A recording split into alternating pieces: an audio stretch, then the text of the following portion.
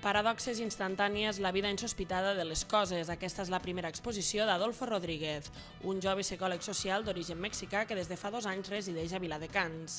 La idea d'aquesta mostra d'art-objecte neix de la necessitat de l'autor de transmetre als viladecanencs que amb imaginació es pot reinventar la vida dels objectes.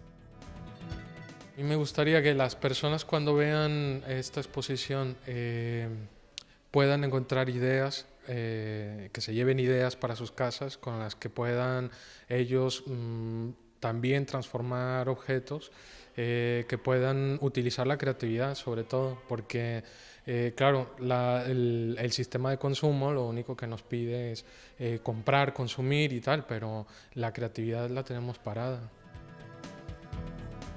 Cadires fetes de cartró, moneders fets amb envasos, làmpares creades amb plàstics o aquesta caixa anomenada Caixa de Viladecans són només alguns dels exemples d'aquestes paradoxes que l'autor ha transformat en objectes recollits dels carrers de la nostra ciutat. Lo interesante de esta exposición es que todos estos objetos pues los he levantado de las esquinas y pues he tratado de transformarlos en diversas formas. Es un estilo, una manera de ser arte contemporáneo en el cual los objetos que van siendo encontrados en la calle pues, se van exponiendo de tal manera que la gente pueda pues encontrar parte de sí, parte de su identidad, parte de las cosas que forman en sus vidas cotidianas, pero pues expuestas con un sentido artístico.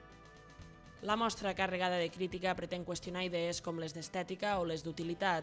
La transformació d'aquests objectes, inútils pels viladecanencs que els van llançar, no només pretenen obrir una porta a la reflexió per aconseguir un Viladecans més sostenible, sinó que també representen la petjada de la vida quotidiana de la nostra ciutat.